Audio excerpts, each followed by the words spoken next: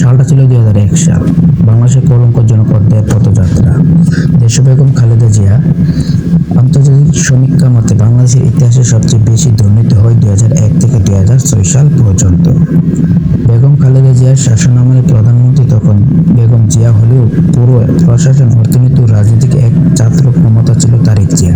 দুর্নীতির বরকত হিসেবে আবির্ভূত হয় তারেক রহমান এবং তার সন্ত্রাসী কার্যক্রমে রাজসাক্ষী হয়ে এখনো দাঁড়িয়ে তারেক রহমানের সেই আলোচিত হাওয়াবহ।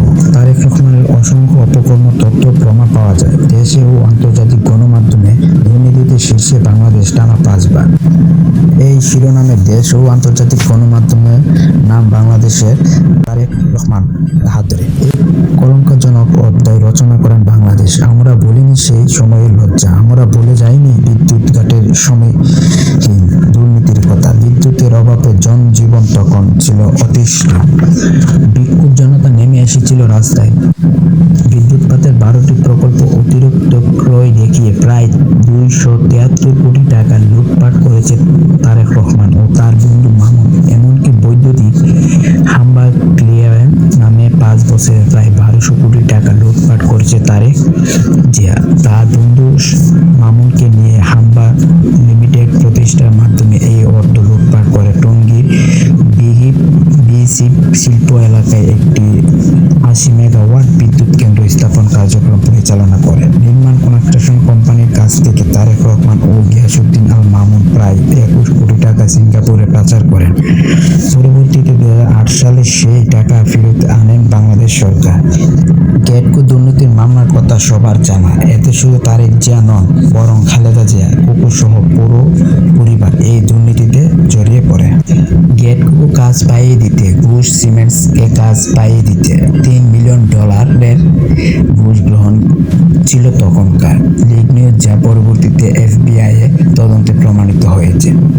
2003 সালের একটি মামলার কথা তুলে ধরেছি। 2002 সালে ফোর্ড স্ট্রোক ইঞ্জিন চালু হয় বাংলাদেশে।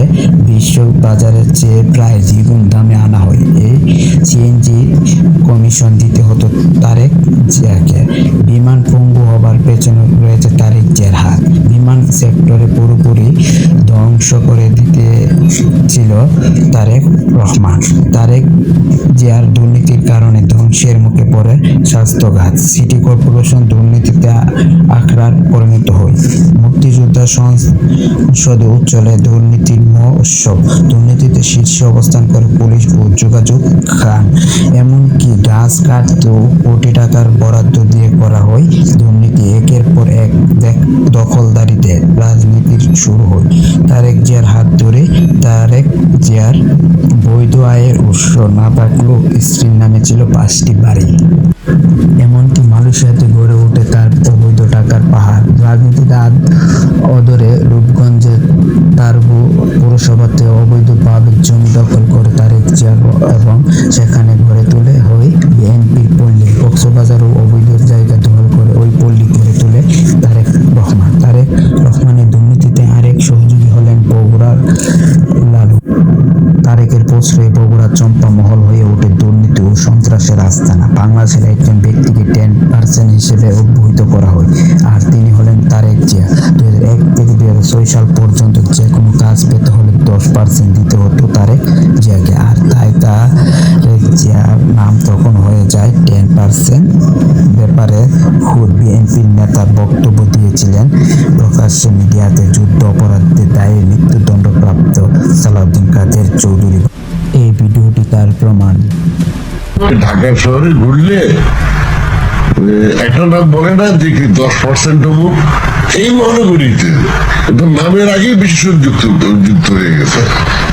এখন এটা তো আমি বলি নাই, আমি নাম উচ্চারণও করতে চাই না, কিন্তু 10% বললেই বলে দেবে।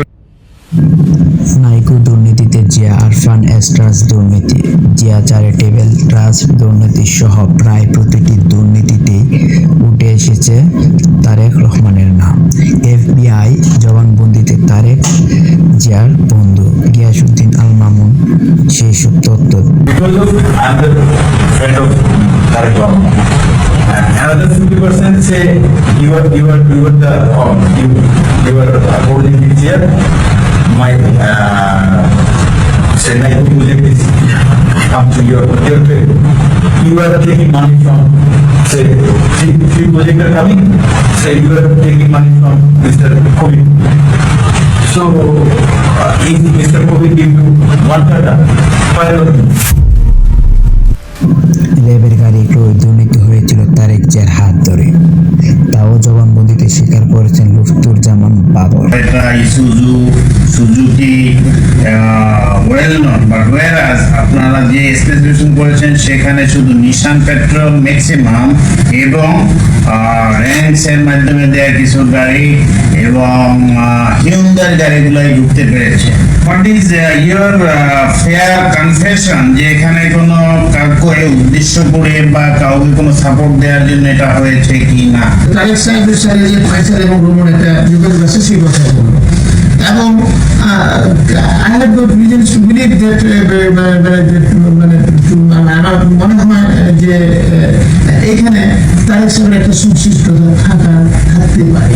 নির্বাচনকালীন সময়ে পাকিস্তান, সৌদি সহ মধ্যপ্রাচ্য থেকে অর্থ আনয়নের বিষয়েও রয়েছে অকাট্য প্রমাণ, যা বাবরের স্বীকারোক্তিতে স্পষ্ট। পার্টির ইলেকশন ফান্ড বা পার্টি ফান্ড বিদেশ থেকে কিছু সংগৃহীত হয়েছিল, এটা সম্বন্ধে কিছু বলবেন? এটা না বললে ভালো না, এটা রেকর্ড থাকা উচিত না। পাকিস্তানের টাকাটা হয়তো সারাদিন কাছে চলে গেছে, আর কুয়েত বা ইয়ে থেকে যেগুলো আসছে সেটা হয়তো তারেক সাহেবের তার বিভিন্ন লোকের কাছে আসছে। যেমন তারেক সাহেব রাখতে পারে কোনো আইএসডি গ্রুপের ফ্রেন্ডদের কাছে রাখাটা। নির্বাচনকালীন সময়ে পাকিস্তান, সৌদি সহ মধ্যপ্রাচ্য থেকে অর্থায়ন এর বিষয় রয়েছে অকাট্য প্রমাণ, যা বাবরের স্বীকার। উইকিলিক্স এ উঠে আসে তারেক জিয়ার দুর্নীতি ভয়াবহ তথ্য। ঢাকায় মার্কিন দূতাবাস 2008 সালে 13 নভেম্বর তৎকালীন রাষ্ট্রদূত SF মরিয়াটি তারেক রহমানের সম্পর্কে লেখে, তারেক রহমান অত্যন্ত দুর্দর্শ ও ভয়ঙ্কর এবং একটি দুর্নীতিপরায়ণ সরকার ও বাংলাদেশের রাজনৈতিক সহিংসতার প্রতীক। এভাবেই রাষ্ট্রের ক্ষমতা কক্ষিকতা তারেক জিয়া হয়ে ওঠে